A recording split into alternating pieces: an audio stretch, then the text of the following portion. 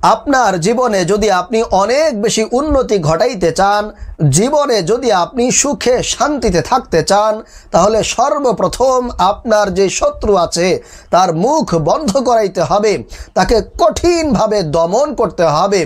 যদি আপনি তার মুখ বন্ধ করাইতে না পারেন, তাকে যদি কঠিনভাবে শায়েস্তা করতে না পারেন, দুর্বল করতে না পারেন, তাহলে সে আপনার উন্নতিতে বাধা দিবে, সে আপনার সুখে শান্তিতে থাকা জীবনটা নষ্ট করে ফেলবে এবং সর্বোপরি কোনো কাজে সে আপনাকে সফল হতে দিবে না।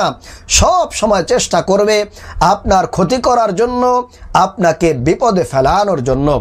আপনার সংসারে অশান্তি, কলহ, বিবাদ, ঝগড়া ফাসাদ লেগেই থাকবে, কখনোই আপনি শান্তিতে থাকতে পারবেন না।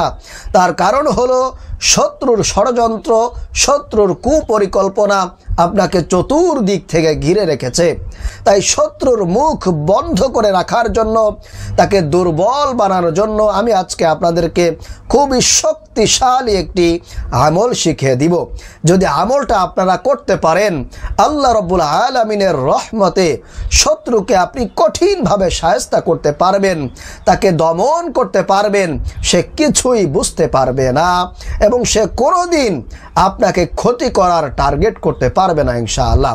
এজন্য প্রিয় ভাইয়েরা, মা বোনেরা, আপনার যদি শত্রু থাকে, দুশ্মন থাকে, যার যন্ত্রণায় আপনি অতিষ্ঠ হয়ে গিয়েছেন, তাহলে আপনাকে বলবো অবশ্যই আপনি আজকের এই ছোট্ট ভিডিওটি শেষ পর্যন্ত দেখে যদি আমলটি করতে পারেন, আল্লাহ রাব্বুল আলামিন আপনার সেই কঠিন শত্রুর শত্রুতা থেকে আপনাকে মুক্তি দিবেন, নাজাত দিবেন ইনশাআল্লাহ। আমি আপনাদেরকে আমলটি এখনই শিখিয়ে দিচ্ছি। তবে তার আগে বলবো, আপনি যদি আমাদের এই চ্যানেলে নতুন এসে থাকেন, তাহলে অবশ্যই দয়া করে চ্যানেলটি সাবস্ক্রাইব করে দিবেন এবং ভিডিওতে একটি লাইক দিবেন। প্রিয় ভাইয়েরা, মা বোনেরা, আমলটি করার জন্য অবশ্যই আপনাকে প্রথমে ওযু করে পবিত্রতা অর্জন করে নিতে হবে। এরপরে আপনারা 1 নম্বরে 3 বার দুরূদ শরীফ পাঠ করবেন। নামাজের দুরূদ, দুরূদে ইব্রাহিম, দুরূদ শরীফ পাঠ করে এরপরে আপনারা কোরআনুল কারীমের মধ্যে সূরাতুল ইয়াসিনের 65 নম্বর আয়াতটি 100 বার পাঠ করবেন।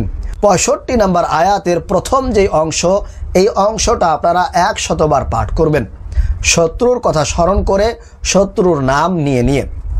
এইভাবে বিসমিল্লাহির রহমানির রহিম, আল ইয়াউমা নাখতিমু আলা আফওয়াহিহিম, আল ইয়াউমা নাখতিমু আলা আফওয়াহিহিম, আল ইয়াউমা নাখতিমু আলা আফওয়াহিহিম।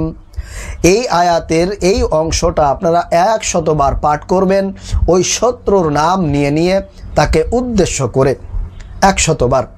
এরপরে 2 নম্বরে আপনারা রাসূল করিম সাল্লাল্লাহু আলাইহি ওয়াসাল্লামের শেখানো শত্রুর ক্ষতি থেকে, শত্রুর কুপরিকল্পনা থেকে বাঁচার জন্য আপনারা এই দোয়াটিও 100 বার পাঠ করবেন। সেই দোয়াটি হলো, আল্লাহুম্মা ইন্না নাজআলুকা ফি নুহুরিহিম ওয়া নাউযু বিকা মিন শুরুরিহিম। আল্লাহুম্মা ইন্না নাজআলুকা ফি নুহুরিহিম ওয়া নাউযু বিকা মিন শুরুরিহিম। এই দোয়াটি আপনারা 100 বার পাঠ করবেন।